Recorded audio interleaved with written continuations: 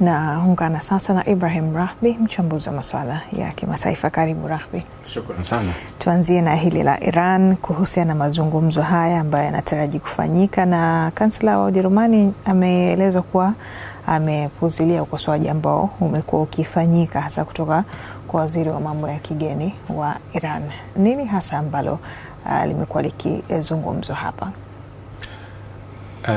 Nadhani kuna mivutano ambayo ilianzia kwenye maandamano kati ya Ujerumani na Iran, hasa kufuatia kauli za Merz.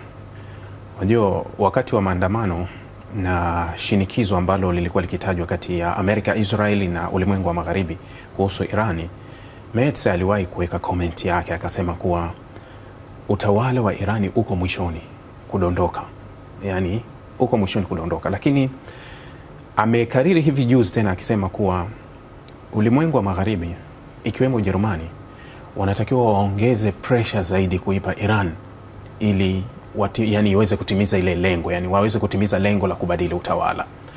Sasa ukosoaji uliokuwa unatoka kwa Irani ni ule wa kawaida kwa nchi yoyote ambayo, unajua, Ujerumani na Irani wana uhusiano ni tofauti na Marekani. Marekani hawana ile uhusiano wa kidiplomasia. Sasa Ujerumani wao wana uhusiano na nchi ambayo unakuwa na uhusiano nayo, pale inapotoa kiongozi wa juu kabisa anapotoa comment kama hiyo kwa serikali ambayo mna uhusiano nayo, lazima balozi wa nchi hiyo ataitwa kuhojiwa, kutoa maelezo ya kutosha kuhusu kauli ya kiongozi wake. Na ndio kilichotokea kwa Irani. Irani walimuita balozi wa Ujerumani na mabalozi wengine wa EU, na hasa ilitokea baada ya pia ya EU kuamua kuliita jeshi la IRGC la Irani kuwa kundi la kigaidi. Ilipelekea kuitwa vile, lakini matamshi yameendelea. Merz hivi sasa ana ziara ya Mashariki ya Kati. Alikuwa Saudi Arabia, Qatar na atakwenda UAE. Katika ziara ya nafikiri ana ziara ya kujaribu kuitoa Ujerumani, na unajua ana ziara ya India na ziara ya China. Ni kile katika ule ugomvi wa Ulaya kujaribu kujinasua kwenye makucha yale ya Marekani, yani kujinasua. Sasa huu ugomvi wa Iran na Ujerumani umezidi kushamiri kiasi, lakini kushamiri kwao hauanzii hapa tu, unarudi nyuma zaidi.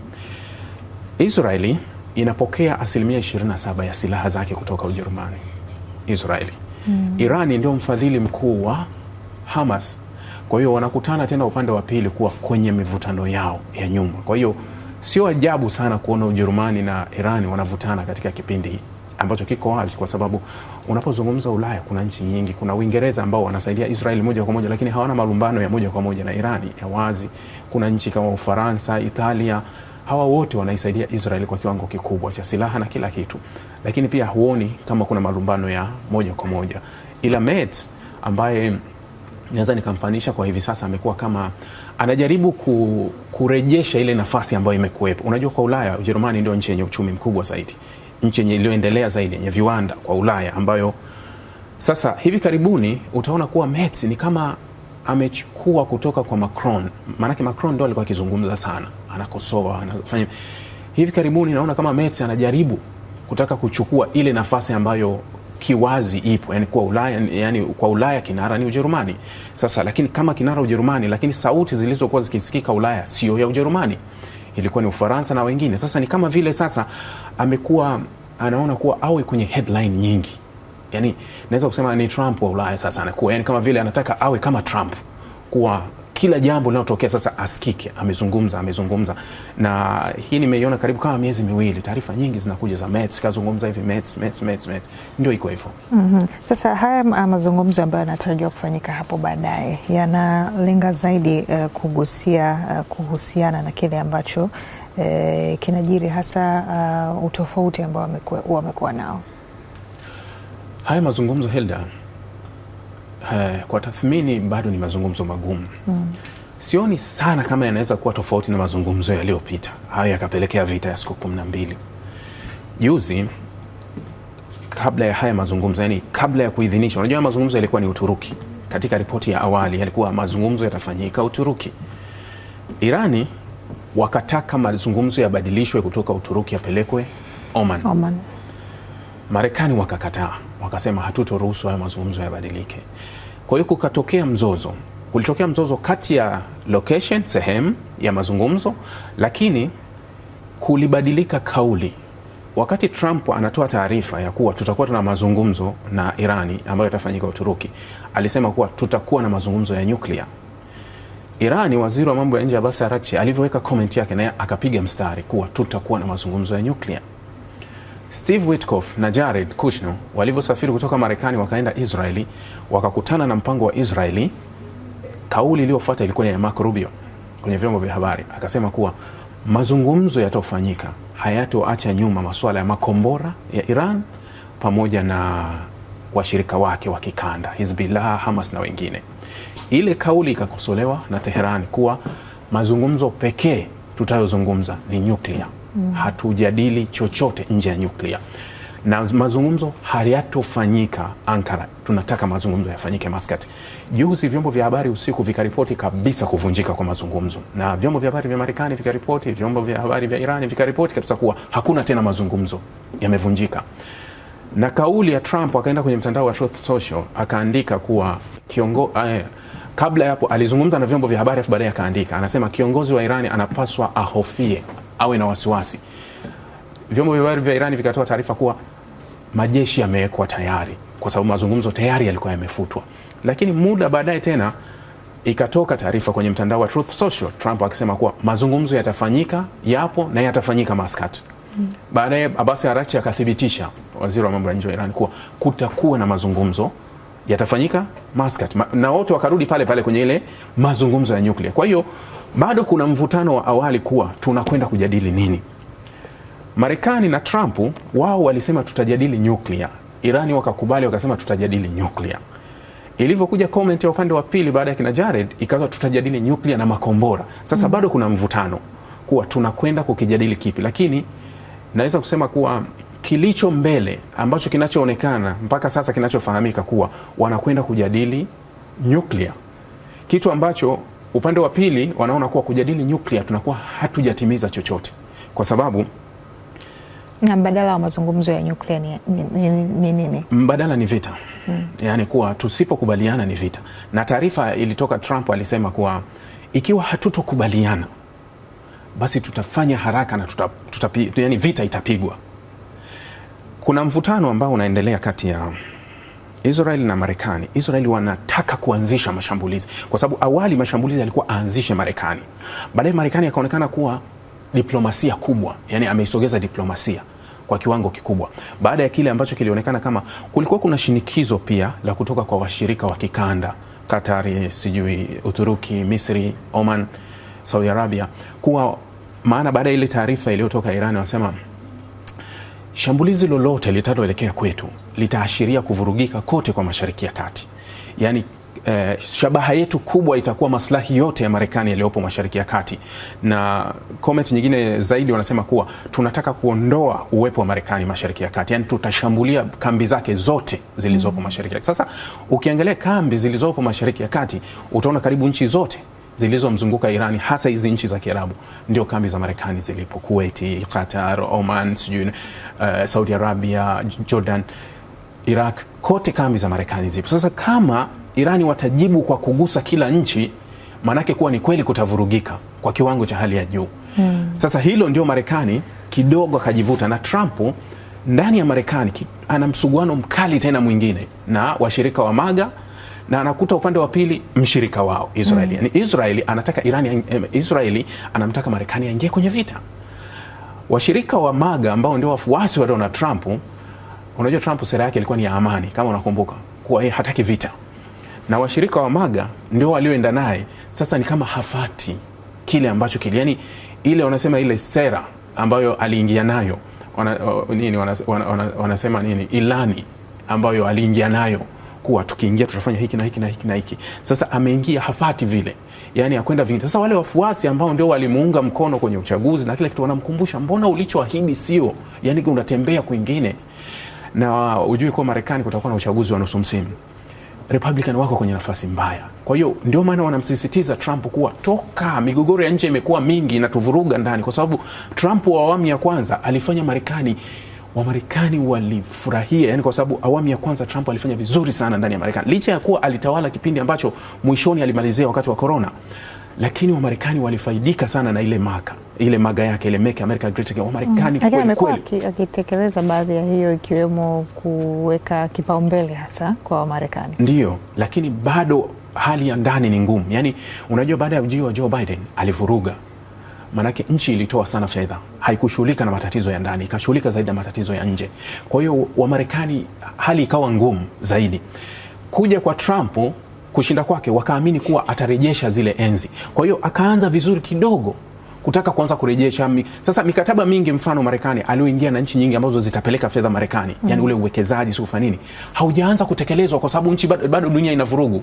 Mfano mikataba alioingia na Waarabu kule karibu trilioni, anakuambia baada ya miaka 10 itafika trilioni 10, bado fedha hazijaingia, maana ule ni uwekezaji. Mkataba alikuwa na washirika wake wa Ulaya ambao wameuzuia ulikuwa bilioni 500 kwa biashara, lakini tayari wana migogoro, hazijaingia. Alikuwa na mkataba na mshirika wake wa Korea Kusini ambao na wenyewe wameuondoa mpaka juzi kawaongezea kodi. Haijaenda kwa sababu hajatulia, yani hamalizi akatulia ili vitu vingie. Kwa hiyo hali ya ndani inakuwa sio nzuri kwa wakati huo. Pamoja na mazungumzo haya na Iran, amekuwa pia na mazungumzo na Moscow, Ukraine, na ni miongoni mwa mijadala pia ambayo imekuwepo hasa katika kati ya majeshi ambayo yamekuwa yakijadili hapo. Unajua, Trump alivyorudi wana mahusiano ya kisiasa na Urusi, mahusiano mazuri ya kisiasa na Urusi ambao tunaweza kusema kwa Trump moja kwa moja, lakini linapokuja uhusiano wa kijeshi, bado Marekani na Urusi hawako kwenye uhusiano ule bora ukilinganisha na uhusiano wa kisiasa kati ya viongozi na viongozi. Jana alikuwa anaongea J.D. Vance, makamu wa rais wa Marekani, anasema kuwa Trump ana uhusiano na viongozi wengi duniani vizuri kabisa. Anaweza kuchukua simu akampigia Xi Jinping, akachukua akampigia Kim, anaweza akampigia Putin, wanazungumza. Yeye alikuwa akimzungumzia Khamenei, kiongozi wa Iran, anasema kuwa ni vigumu kwa sababu Khamenei hapokei simu. Hata mara nyingi tunampigia ni kiongozi ambaye hafikiki, yani hawezi kuongea. Anasema lakini viongozi wengine wanaongea. Kwa hiyo hii inakupa taswira kuwa Trump, licha ya kuwa kuna nchi anakuanguana nazo, mfano kama Urusi, lakini anaweza kushika simu akampigia Putin wakaongea. China akampigia Xi Jinping, lakini hata kiongozi wa Korea Kaskazini anaweza akampigia Kim na wakazungumza wakajadiliana. Sasa Urusi na Marekani, uhusiano wa kisiasa ni kwa kipindi cha hiki cha Donald Trump ni uhusiano ulio wazi, mawasiliano yapo vizuri kabisa, hata mawaziri mahusiano yapo, lakini masuala ya kijeshi ndio wako nyuma. Ndio maana juzi walikuwa na mazungumzo yale New START ambayo yamefeli, sasa ndio kuleta hali ngumu. Haya mahusiano, huu ni mkataba ambao ulikuwa karibu miongo 5 umemalizika. Ni mkataba uliotokea kuanzia vita baridi ya nyuklia kati ya Marekani na Urusi kupunguza uzalishaji wa silaha za nyuklia. Kwa hiyo huu mkataba uliwahusu wawili kati ya Marekani na Urusi na umemalizika. Kwa hiyo hata juzi walikuwa na mazungumzo ambayo yameanza na bado hawajafikia mwafaka na mkataba umemalizika. Sasa hatujui kama watafikia, na haya mazungumzo wanaozungumza wanasema kuwa mahusiano ya kijeshi, maana yake yanamaanisha kuunganisha na haya masuala ya kiusalama yanakwenda moja kwa moja, kwa sababu upande wa kisiasa wameshatuonyesha kuwa wanao uhusiano wa kisiasa ambao unapiga hatua. Sasa huku upande wa kijeshi hatujui kama kweli wanaweza wakafika na wakafikia mwafaka baadhi ya vitu vingi. Na katika hilo hatua hii inaelezea yenyewe kwamba inaashiria kusawazishwa kwa baadhi ya mahusiano kati ya Marekani hususan na Urusi. Unaona hili kutokea? Inategemea wakati mwingine nani amebaki wapi. Unajua sera mara nyingi zinabadilika sana. Yani kuna sera inaweza ikabadilika kabisa. Unajua nyingine inazunguka mpaka 360. Yani moja kwa moja inageuka tofauti kabisa na vingine.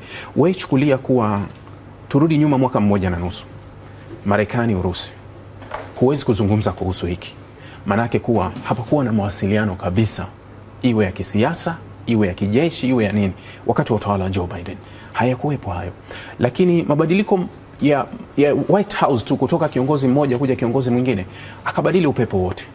Trump akaanzisha uhusiano moja kwa moja na Urusi, na hata washirika wengine wakaona kwamba ikigeuka inageuka jumla. Wewe chukulie Joe Biden ambaye alikuwa, unajua hakuna kipindi NATO walikuwa na umoja kuzidi wakati wa Joe Biden. Yani wakati huo ndio walionekana kuwa tuko pamoja sisi NATO kweli kweli, na kumtishia Urusi kuwa kweli hawa wako pamoja. Lakini Trump alivyokuja akageukia upande wa Urusi, hawa wakavurugika. Leo hii huwezi kusema eti NATO wana umoja. Wameshapasuka na wako wazi kwenye mpasuko wao. Wana mivutano iliyo ya wazi ya moja kwa moja. Yani kwa kubadilika tu kidogo sera. Kwa hiyo kuendelea kwa hili inategemea nani atakuwa sehemu gani, na inategemea White House itakuwa na nani. Je, kiongozi anayekubaliana? Kwa hiyo naweza kusema kuwa tunaenda kwenye utashi. Yani ulimwengu unazunguka kwenye utashi, na mara hii wanasema kuwa tupo kwenye utashi wa Donald Trump, kwa sababu Trump anavyotaka kutuyumbisha duniani ndio anavyotupeleka. Tazama haya mambo yote yanayoendelea duniani, tuseme tuchukue mwaka mzima, haya mambo yanaendelea. Kila siku tunachokuja kukijadili hapa ni karibu vitu vyote ambavyo vimetoka kwenye mikono ya Trump au kwenye mdomo wa Trump. Aliandika kwenye Truth au akazungumza. Tulikuwa juzi tuna mgogoro wa Greenland. Habari ilikuwa ni Greenland, Trump. Venezuela, Maduro, Trump. Irani na sasa ni Trump. Kwa hiyo tuko kwenye ulimwengu wa utashi tu, kuwa Trump anataka dunia ijadili nini au tuongee nini. Kwa hiyo pale anavyotaka ndio wote ulimwengu unahamia kule. Leo hii halipo tena swala la Urusi na Ukraine ambao lilikuwa limefika kwenye peak. Hata sisi tunazungumza mimi sasa wamefika 95% kufikia mazungumzo. Nikamwambia yatapotea, tutakuja kujadili kingine, na haya tujamaliza, yamepotea. Leo hii tuna Irani. Ikiwa leo watafikia mwafaka kwenye mazungumzo na kila kitu kija, baada ya wiki story inaweza ikabadilika tena tukarudi Greenland, kwa sababu Trump anataka turudi huko na ulimwengu wote unahamia huko. Kwa hiyo tuko kwenye ulimwengu wa utashi wa mtu mmoja anavyotaka kutupeleka. Na tukigeukia sasa kwa upande wa Sudan, kile ambacho kimekuwa kikijiri huko wakati huu, inaelezwa kumekuwa na janga ukosefu wa chakula hasa katika maeneo mawili zaidi, jimbo la Darfur kaskazini huko Sudan. Hali imezidi kuwa si rafiki hasa kwa wakazi wa eneo hilo. Hebu tazama kwanza hayo mahema au watu. Hebu tazama hayo maisha yalivyo. Hivyo vihema, hivyo angalia hali iliyopo hivyo ukitazama. Halafu unajiuliza kuwa kilichowasababisha kufika hapa ni civil war. Unajua, sio kusema Sudani inashambuliwa kutoka nje au ina vita kutoka nchi fulani. Ni vita ya ndani katika wa Sudani ambao yani wana ile damu ya Sudani, wawili ambao wanataka madaraka. Sasa unakaa unajifikiria kuwa baada ya haya yote na hiki kilichotokea, unaweza kuja kujisifu vipi kwa kuitawala nchi ya aina gani? Yani ile sifa yako ya kuwa nitakuja kutawala nchi ya aina gani, yani na utatawala kwa miaka mingapi ili upate kile ambacho umekitimiza baada ya kufanya ukatili mkubwa kabisa wa namna hii. Kwa kuna vitu vya kufikirika tu. Wakati mwingine unaona kuwa adhabu yote wanaoipata hao wa Sudani, unajua niliwahi kusema hapa, unaona hii migogoro inayotokea duniani, mgogoro sijui wa Urusi Ukraine, mgogoro wa Israeli kule Hamas na vingine, huu ndio mgogoro mbaya zaidi duniani, Sudani kuzidi yote. Kwa sababu shida moja iliyopo kuwa huu mgogoro hauna msaada. Kiwango hata kile cha misaada kufika, iwe Umoja wa Mataifa, hakifiki. Ndio maana utapiamlo umevuka kiwango. Sudani, unajua sio kama Gaza ambao unasema imezingirwa hivi, misaada imekaa pembeni, haiwezi kuingia.